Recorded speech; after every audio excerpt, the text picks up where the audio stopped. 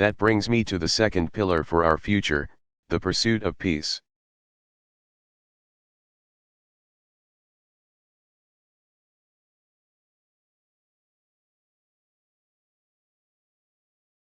The United Nations was born of the belief that the people of the world can live their lives.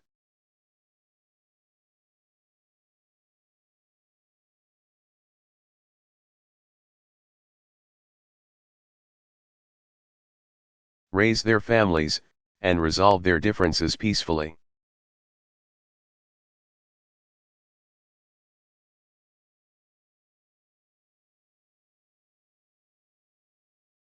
And yet we know that in too many parts of the world, this ideal remains an abstraction, a distant dream.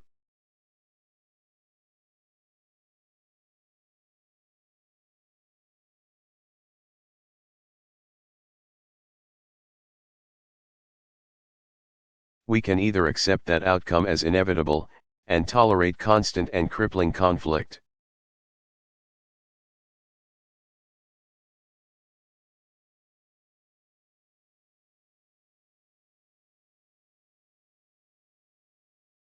Or we can recognize that the yearning for peace is universal, and reassert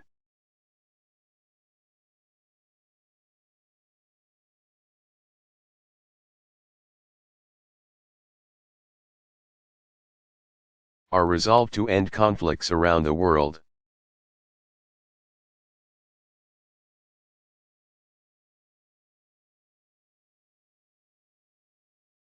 That effort must begin with an unshakable determination that the murder of innocent men,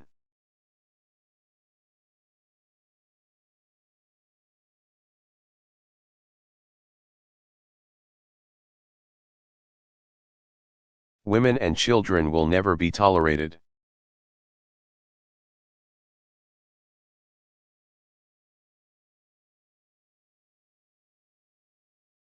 On this, there can be no dispute.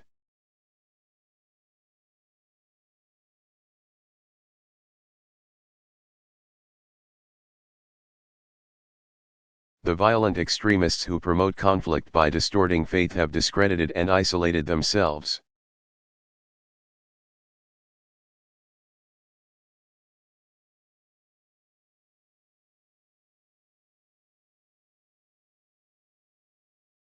They offer nothing but hatred and destruction.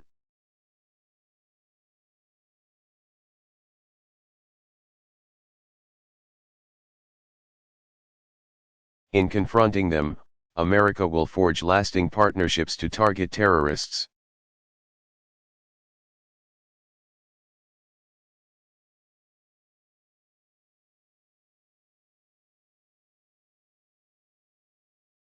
Share intelligence, and coordinate law enforcement and protect our people.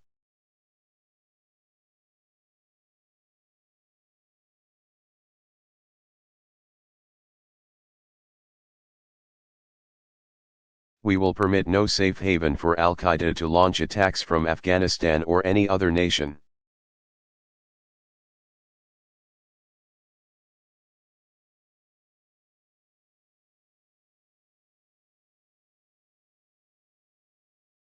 We will stand by our friends on the front lines.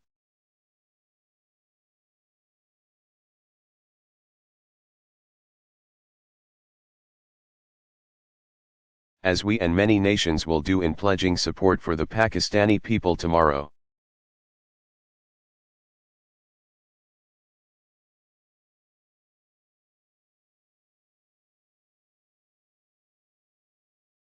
And we will pursue positive engagement that builds bridges among faiths, and new partnerships for opportunity.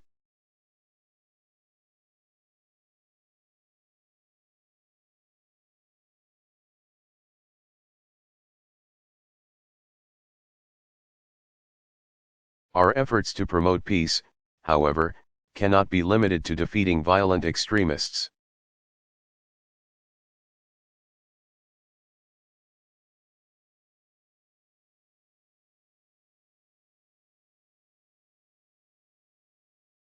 For the most powerful weapon in our arsenal is the hope of human beings, the belief that the future belongs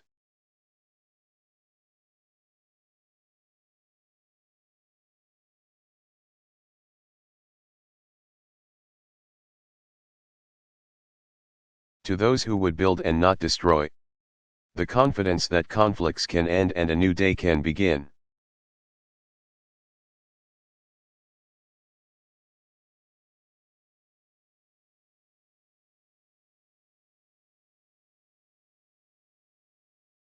And that is why we will strengthen our support for effective peacekeeping.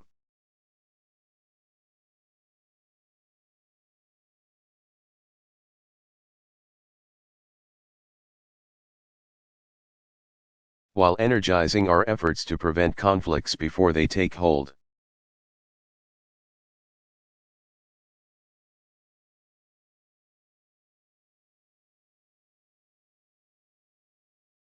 We will pursue a lasting peace in Sudan through support for the people of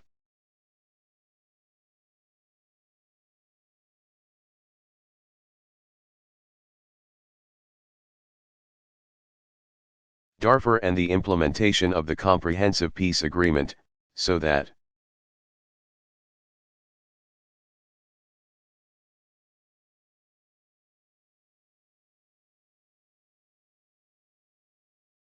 we secure the peace that the Sudanese people deserve.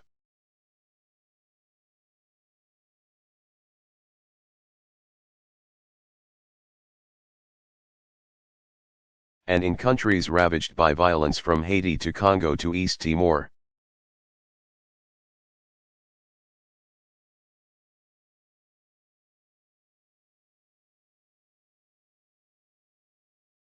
We will work with the UN and other partners to support an enduring peace.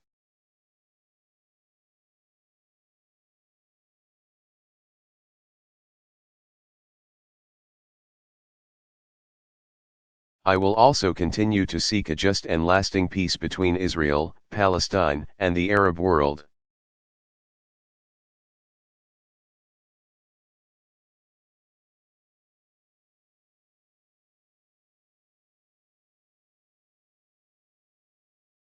We will continue to work on that issue.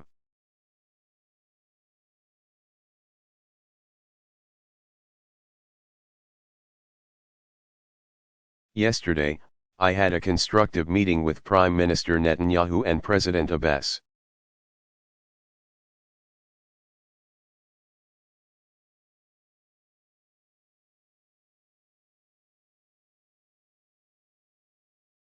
We have made some progress.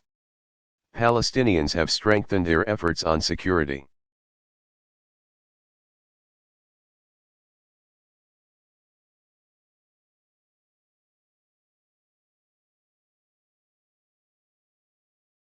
Israelis have facilitated greater freedom of movement for the Palestinians.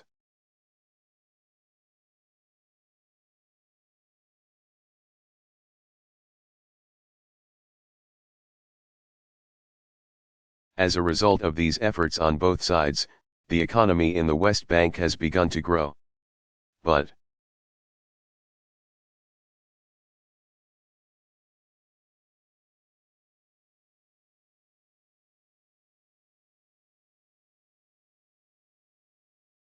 more progress is needed. We continue to call on Palestinians to end incitement against Israel.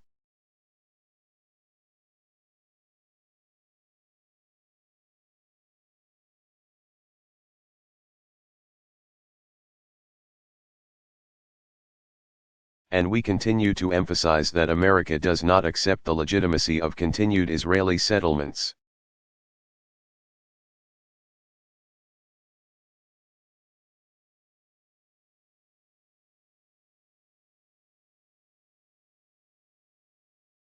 The time has come to relaunch negotiations without preconditions that address the permanent status issues.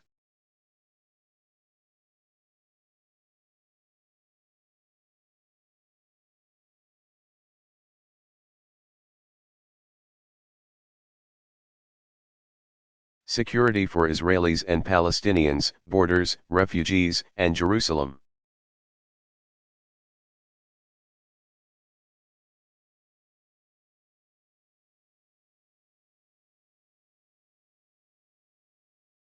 And the goal is clear: two states living side by side in peace and security, a Jewish state of Israel.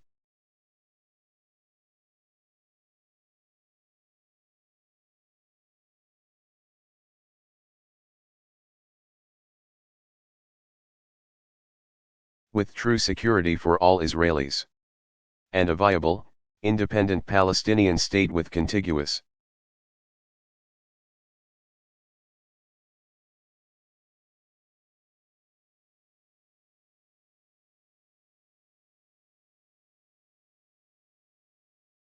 territory that ends the occupation that began in 1967, and realizes the potential of the Palestinian people.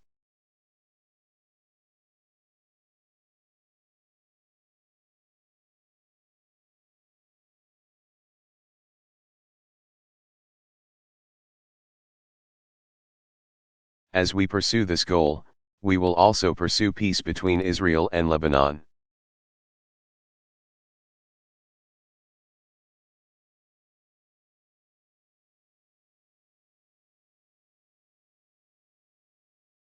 Israel and Syria, and a broader peace between Israel and its many neighbors.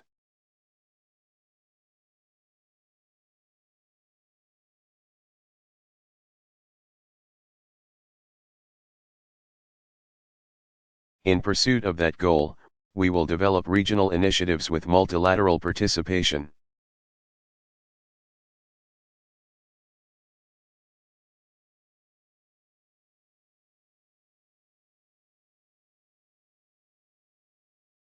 Alongside bilateral negotiations.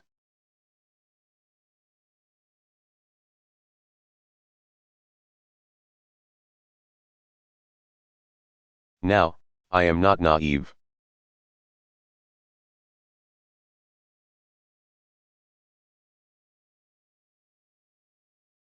I know this will be difficult. But all of us, not just the Israelis and the Palestinians.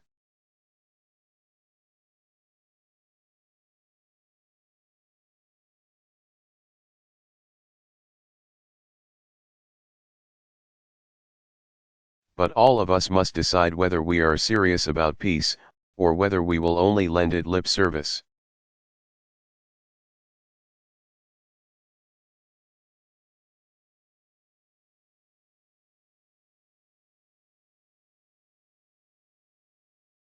To break the old patterns, to break the cycle of insecurity and despair, all of us must say publicly what we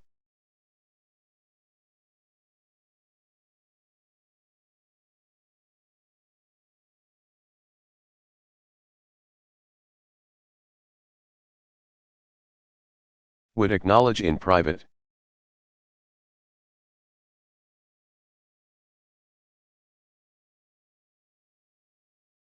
The United States does Israel no favors when we fail to couple an unwavering commitment to its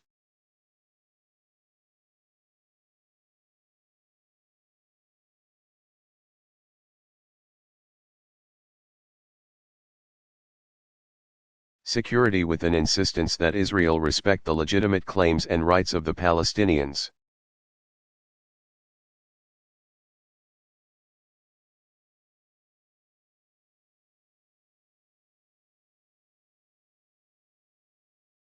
And nations within this body do the Palestinians no favors when they choose vitriolic attacks against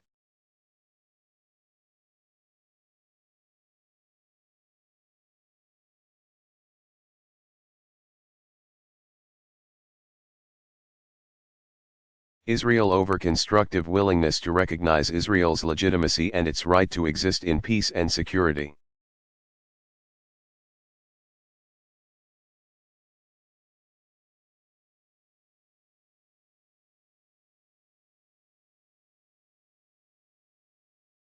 We must remember that the greatest price of this conflict is not paid by us.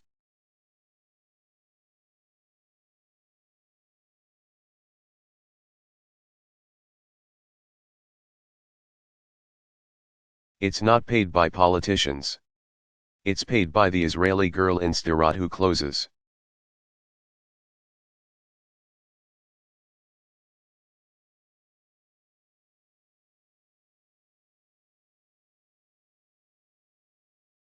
her eyes in fear that a rocket will take her life in the middle of the night.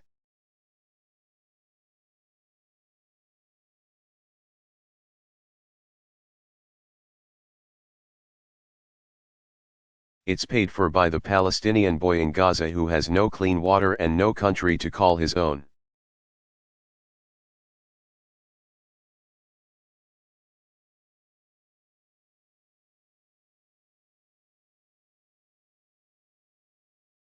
These are all God's children.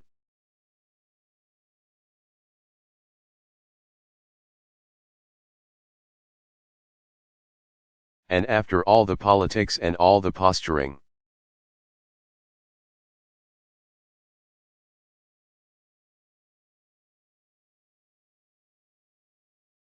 this is about the right of every human being to live with dignity and security.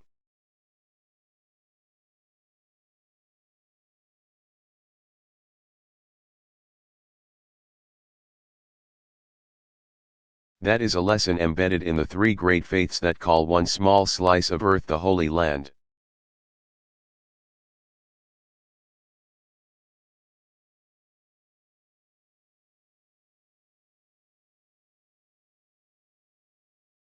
And that is why, even though there will be setbacks and false starts and tough days,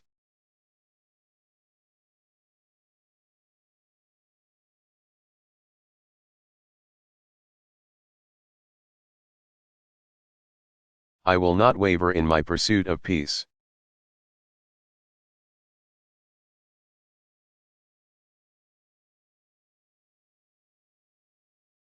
Third, we must recognize that in the 21st century,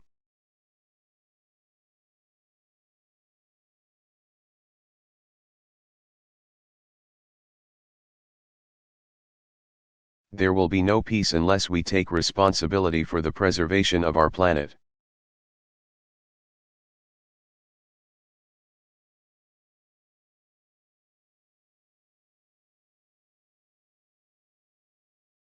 And I thank the Secretary General for hosting the subject of climate change yesterday.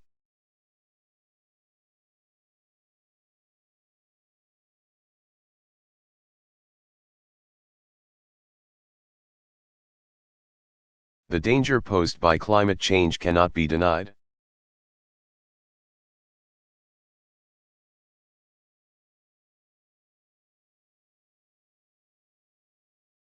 Our responsibility to meet it must not be deferred.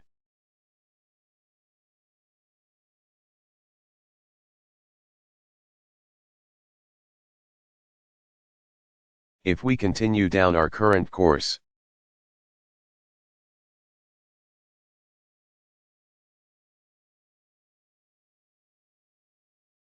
every member of this assembly will see irreversible changes within their borders.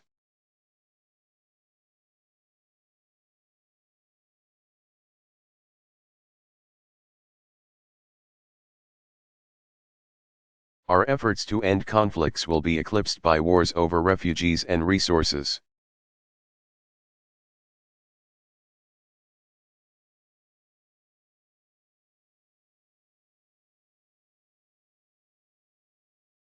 Development will be devastated by drought and famine.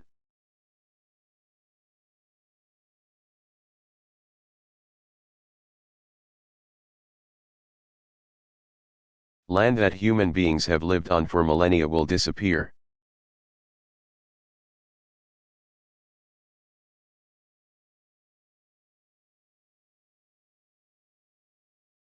Future generations will look back and wonder why we refused to act. Why we failed to.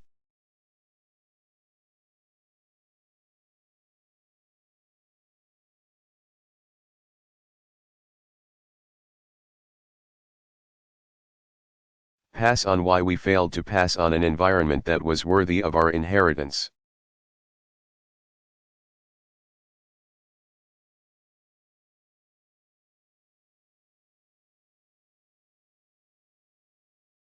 And that is why the days when America dragged its feet on this issue are over.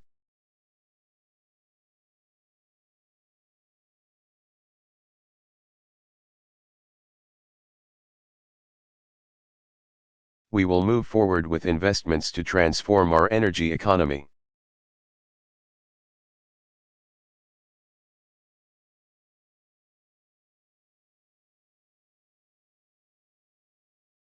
while providing incentives to make clean energy the profitable kind of energy.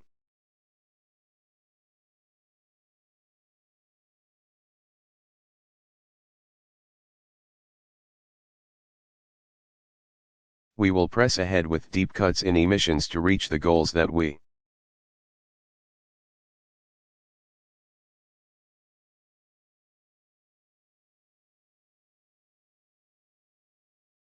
set for 2020, and eventually 2050. We will continue to promote renewable energy and efficiency.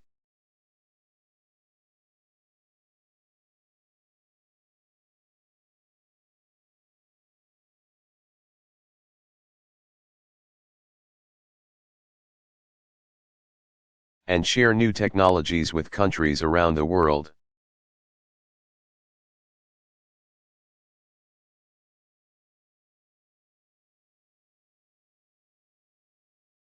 And we will seize every opportunity for progress to address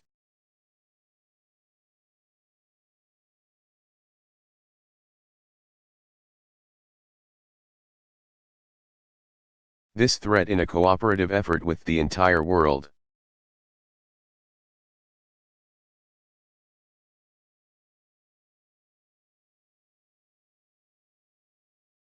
And those wealthy nations that did so much damage to the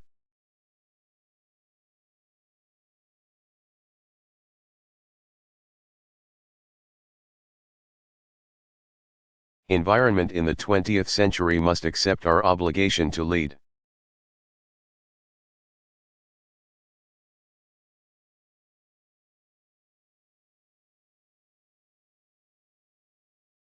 But responsibility does not end there.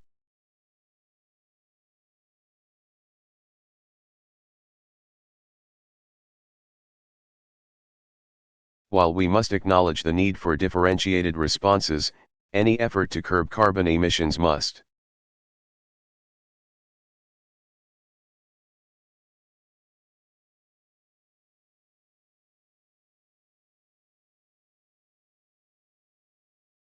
include the fast-growing carbon emitters who can do more to reduce their air pollution without inhibiting growth.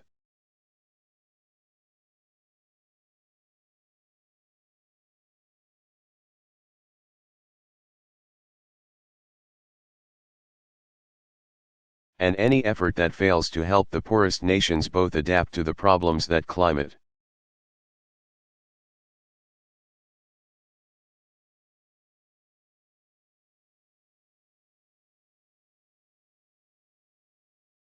change have already wrought and help them travel a path of clean development simply will not work.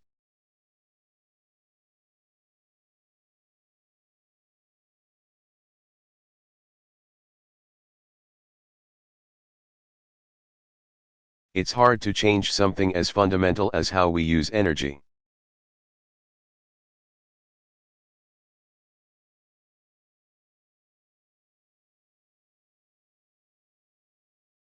I know that. It's even harder to do so in the midst of a global recession.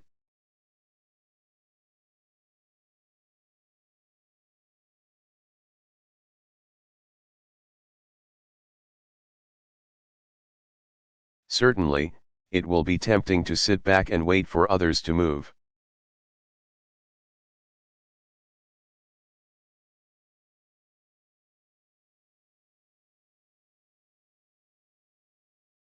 First.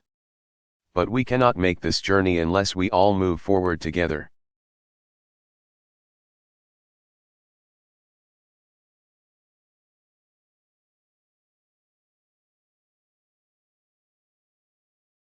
As we head into Copenhagen, let us resolve to focus on what each of us can do for the sake of our common future.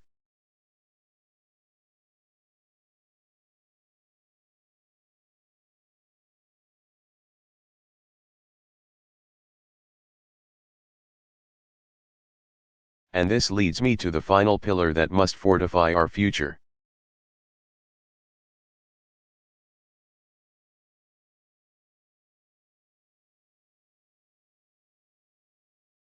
A global economy that advances opportunity for all people.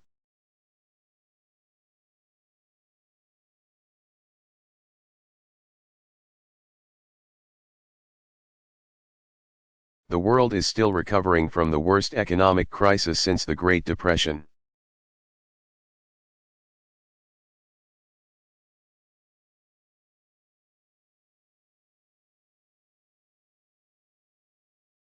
In America, we see the engine of growth beginning to churn.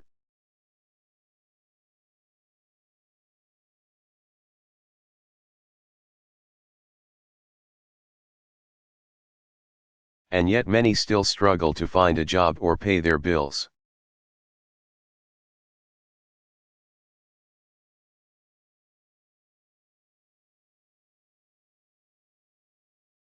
Across the globe, we find promising signs, but little certainty about what lies ahead.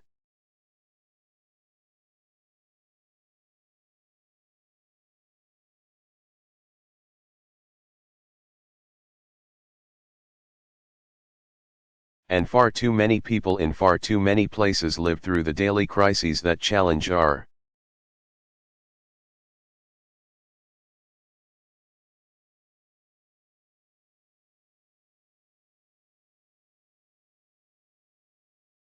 humanity, the despair of an empty stomach, the thirst brought on by dwindling water supplies, the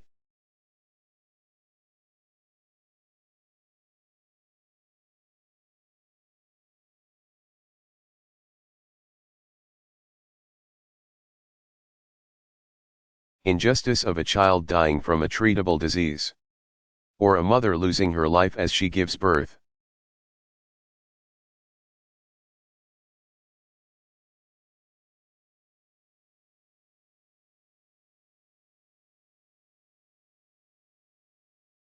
In Pittsburgh, we will work with the world's largest economies.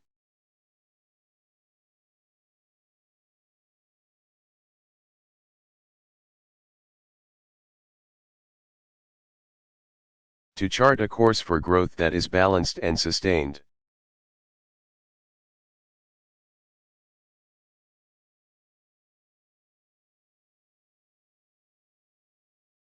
That means vigilance to ensure that we do not let up until our people are back to work.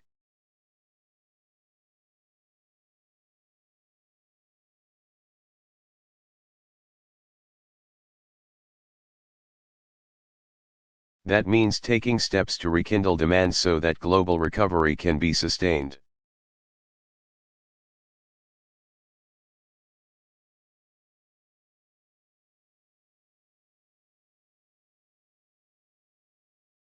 And that means setting new rules of the road and strengthening regulation for all financial centers.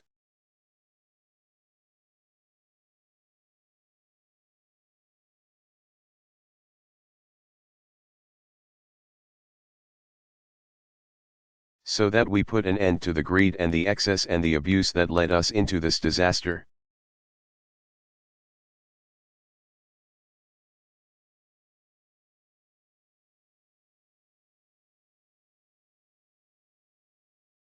And prevent a crisis like this from ever happening again.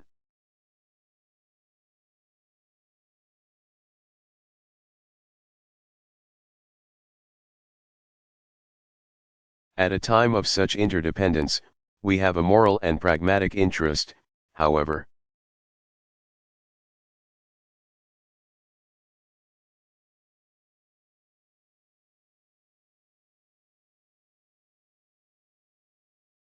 In broader questions of development, the questions of development that existed even before this crisis happened.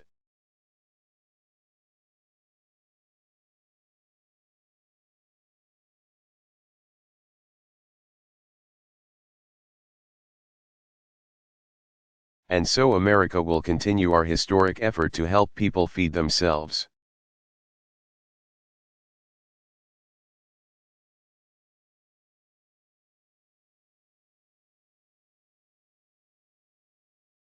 We have set aside $63 billion to carry forward the fight against HIV/AIDS.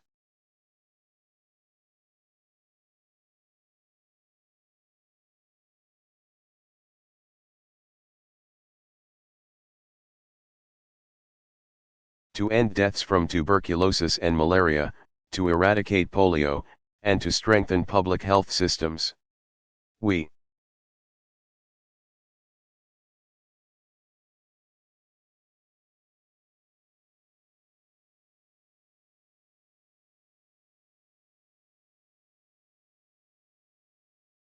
are joining with other countries to contribute H1N1 vaccines to the World Health Organization.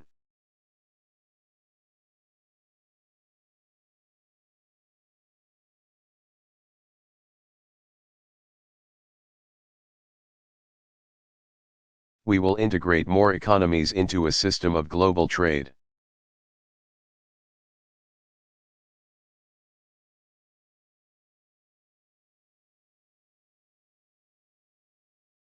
We will support the Millennium Development Goals.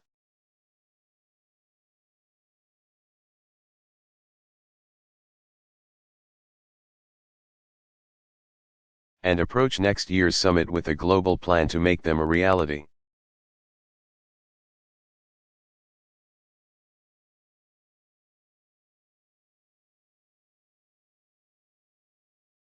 And we will set our sights on the eradication of extreme poverty in our time.